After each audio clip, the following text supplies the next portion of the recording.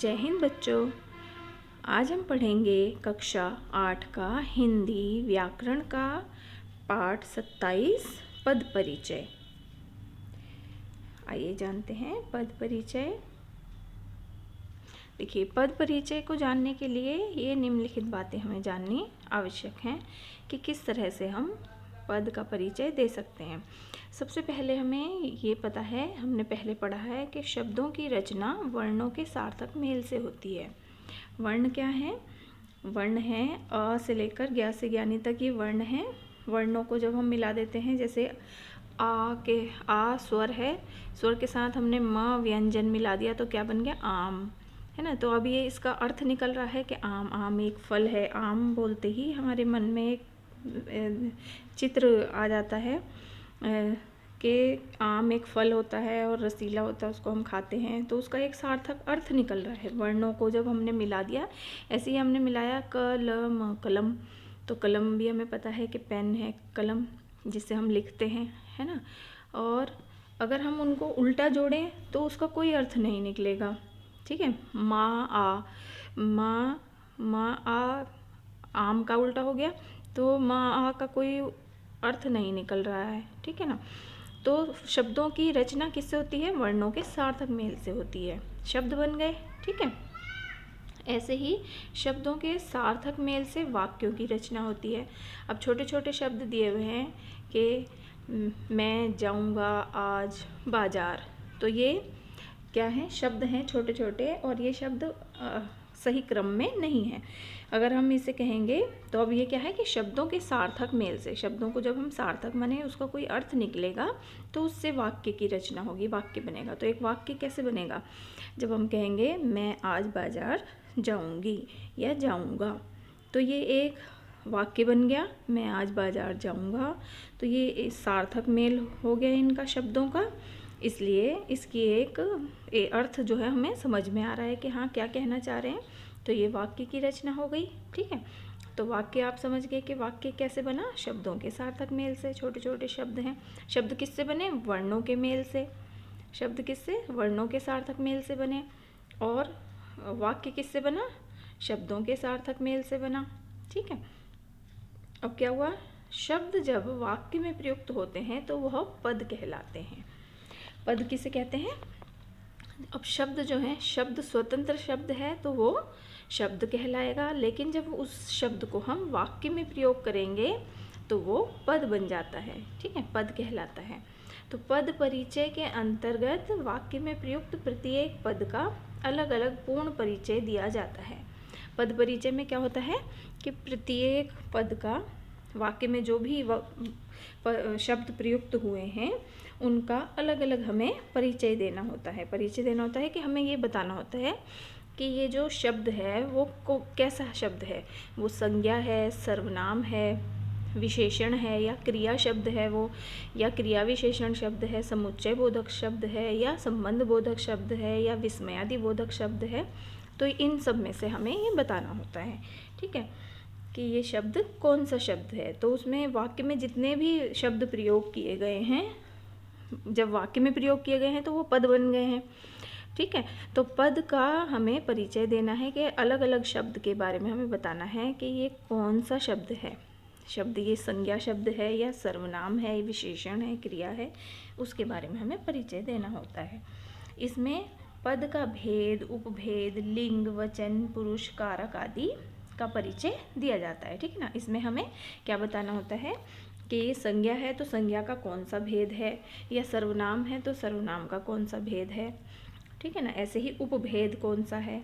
अगर क्रिया विशेषण है तो क्रिया विशेषण का कौन सा उपभेद है, लिंग, वचन, कारक, ये सब हमें इसमें बताने होते हैं। कोई भी वाक्य दिया होगा, उस वाक्य में हमें सभी शब्द का, जब वाक्य में हमने प्रयोग किया तो वो पद बन गया, ठीक है ना। तो सभी पदों का हमें अलग अलग परिचय देना होता है, तो उसे हम पद परिचय कहते हैं, ठीक है ना। तो जैसे वाक्य में प्रयोग होने पर शब्द पद बन जाता है।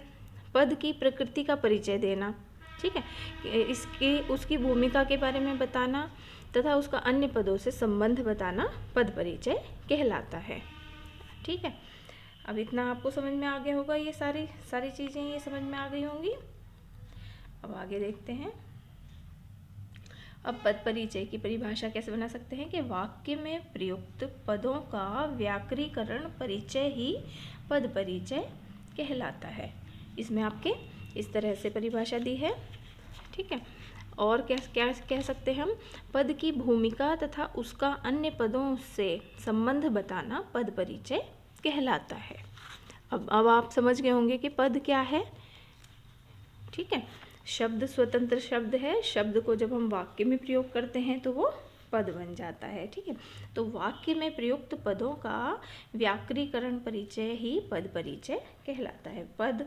पदों को दो वर्गों में बांटा गया है, दो वर्गों में बांटा गया है। एक तो हो गए विकारी और एक हो गए अविकारी, अविकारी या अव्यय, ठीक है। तो विकारी शब्द कौन से होते हैं, जिनमें लिंग वचन कारक के कारण बदलाव आ जाता है, वो विकारी शब्द हैं।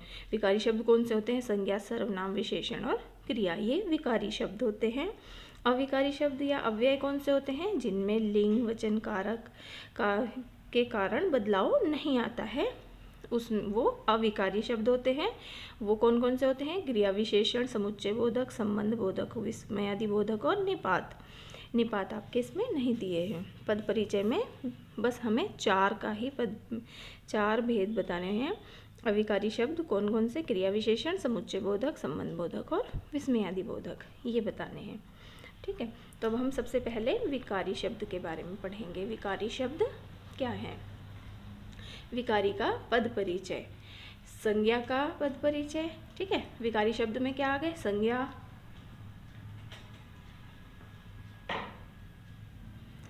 सर्वनाम का पद परिचय, विशेषण का पद परिचय और क्रिया का पद परिचय, ठीक है। विकारी शब्दों में संज्ञा, सर्वनाम, विशेषण और क्रिया, ये चार आ जाते हैं। ये चारों विकारी शब्द हैं, ठीक है। विकारी हैं और इनमें परिवर्तन होता है। तो अब इनमें हम अलग अलग एक एक के बारे में पढ़ेंगे। सबसे पहले आता है संज्ञा, संज्ञा के बारे में पढ़ेंगे। अब संज्ञा विकारी का पद परिचय में कैसे, संज्ञा का पद परिचय देने के लिए संज्ञा के पद परिचय में निम्नलिखित बातें उपेक्षित है। उपेक्षित है मतलब होनी चाहिए, क्या क्या, एक तो भेद होने चाहिए। संज्ञा के भेद कौन कौन से हैं, व्यक्तिवाचक संज्ञा, जातिवाचक संज्ञा, भाववाचक संज्ञा, ठीक है। इनमें से शब्द में हमें बताना है कि कौन सा है, भेद कौन सा है, व्यक्तिवाचक संज्ञा है या जातिवाचक संज्ञा है या भाववाचक संज्ञा है, और उसमें कौन सा लिंग है, वचन कौन सा है, कारक कौन सा है, और उसका क्रिया के साथ कैसा संबंध है, अगर वाक्य में दिया है तो, ठीक है। अगर वाक्य जो हम पढ़ रहे हैं उसका हमें बताना है, पद परिचय देना है, तो अगर उसमें क्रिया के साथ संबंध बताया गया है तो हमें उसका संबंध भी बताना है। अब जैसे उदाहरण है, सौरभ पुस्तक पढ़ता है, सौरभ का हमें पद परिचय देना है। सौरभ क्या है, अब भेद, सौरभ क्या है, संज्ञा है, नाम है, ठीक है। सौरभ संज्ञा है, एक नाम है। पुस्तक, पुस्तक भी संज्ञा है। पढ़ता है क्या है, ये हो गया क्रिया हो गई, पढ़ता है, ठीक है ना, ये क्रिया है। तो अब इसमें हमें सौरभ का पहले पद परिचय देना है। मैंने इसमें एक ही का लिया है, और एग्ज़ाम में या किसी चीज़ में, बुक में आपके जिस शब्द के नीचे अंडरलाइन दी होती है उसी का ही हमें पद परिचय बताना होता है, ठीक है। तो इसमें आपका ऐसे हो गया सौरभ, सौरभ का हमें पद परिचय देना है, तो सौरभ का भेद बताएंगे। भेद कौन सा है, सौरभ क्या है, व्यक्ति, नाम है, व्यक्तिवाचक संज्ञा है, ठीक है। सौरभ एक नाम है तो ये व्यक्तिवाचक संज्ञा हो गई। अब लिंग क्या है, पुल्लिंग है। सौरभ क्या है, लड़का है, तो ये पुल्लिंग हो गया। वचन क्या है, सौरभ एक अकेला नाम दिया, सौरभ एक ही है तो एक वचन हो गया। और कारक कौन सा है कि सौरभ पढ़ रहा है पुस्तक को, तो सौरभ क्या है, कर्ता कारक है, ठीक है।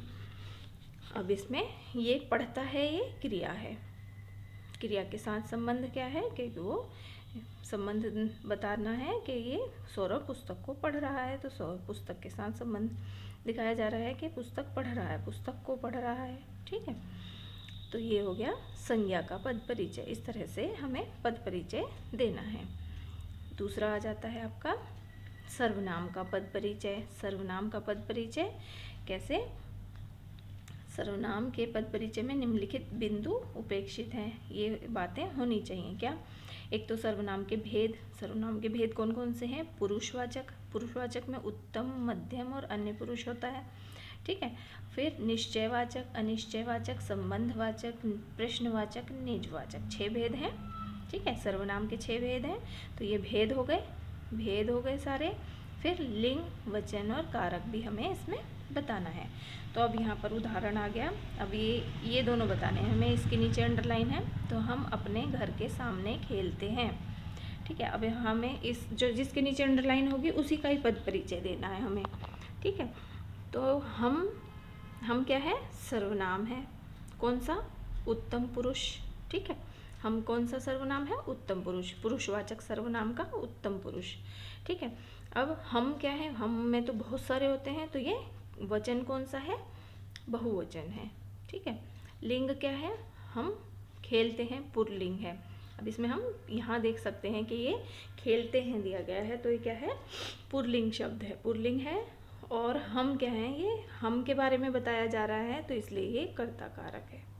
ये शुरू में ही दिया हुआ है हम, तो इसलिए ये कर्ता कारक है। ऐसे ही अपने क्या है? सर्वनाम है। कौन सा? निजवाचक सर्वनाम है, ठीक है ना। अपने जो हम स्वयं के लिए शब्द प्रयोग करते हैं वो निजवाचक होते हैं, है ना। ये तो मैंने आपको सर्वनाम में बताया था। तो ये सर्वनाम है अपने सर्वनाम, और ये कौन सा है? निजवाचक है। और लिंग क्या है? ये पुल्लिंग ही होगा, वचन एक वचन होगा। और संबंध कारक, कारक क्या हो जाएगा? अपने घर के साथ संबंध दिखाया जा रहा है ना, के विभक्ति का प्रयोग हो गया, तो घर के साथ संबंध आ रहा है अपने, इसलिए ये संबंध कारक हो गया, ठीक है। इस तरह से सर्वनाम का पद परिचय हो गया। ऐसे ही फिर विशेषण का पद परिचय आ जाता है, ठीक। विशेषण का पद परिचय में कैसे देंगे? इसमें निम्नलिखित बिंदु उपेक्षित हैं। कौन कौन से भेद? एक तो भेद हो जाते हैं। विशेषण के कितने भेद हैं? 4 भेद हैं। 4 भेद कौन कौन से हैं ये आपके? गुणवाचक विशेषण, संख्यावाचक, परिमाणवाचक, परिणामवाचक और सार्वनामिक। परिणामवाचक और सार्वनामिक विशेषण, ठीक है। ये आपके हो गए भेद। ये 4 भेद हो गए इसके। फिर लिंग और वचन बताना है इसमें हमें, ठीक है। इसमें कारक नहीं है, इसमें लिंग और वचन ही बताना है। कारक या विशेष्य बता सकते हैं इसमें। अगर कारक दिया हुआ है, कोई विभक्ति लगी हुई है कारक की, तो वो बताएंगे। और विशेष्य कौन सा है, ठीक है। तो इसमें क्या है कि यह घड़ी मेरी बड़ी बहन की है। यह घड़ी, तो यह, ठीक है, यह का हमें देना है पद परिचय। और बड़ी इसमें, क्योंकि ये क्या है? विशेषण शब्द हैं। यह और बड़ी ये विशेषण शब्द है, हमने देख लिए इसमें, तो इनका हमें पद परिचय देना होगा। तो यह क्या है? सर्वनामिक विशेषण है और एक वचन है, ठीक है। यह, और फिर घड़ी मेरी बड़ी बहन की है। तो बहन की विशेषता क्या है? कि बड़ी, ठीक है। तो बड़ी कैसा है? गुणवाचक विशेषण है, एक वचन है और स्त्रीलिंग है, क्योंकि ये बहन के बारे में बता रहे हैं। स्त्रीलिंग है। लिंग कौन सा हो गया? स्त्रीलिंग हो गया। इसमें नहीं, यह में कुछ नहीं होगा, क्योंकि यह में लिंग और उसका कारक का नहीं पता चल रहा है, इसलिए ये सिर्फ इतना ही बताएंगे कि ये क्या है? सर्वनामिक विशेषण है और एक वचन है, ठीक है। ऐसे ही बड़ी में गुणवाचक विशेषण है और एक वचन है और स्त्रीलिंग है, क्योंकि ये बहन के बारे में बताया जा रहा है। बहन कैसी है? बड़ी है। तो बहन कौन है? स्त्रीलिंग है, ठीक है। इसलिए ये विशेषण का पद परिचय इस तरह से हो गया आपका। अब आ जाता है पद परिचय, विकारी पद परिचय। कौन सा? क्रिया, ठीक है। क्रिया का पद परिचय कैसे? क्रिया के पद परिचय में निम्नलिखित बिंदु होने चाहिए, उपेक्षित है। क्रिया के कितने भेद हैं? 2 भेद हैं, सकर्मक और अकर्मक। और इसमें हमें काल बताना पड़ता है, वाच्य बताना पड़ता है, लिंग वचन ये बताने होते हैं क्रिया में, ठीक है।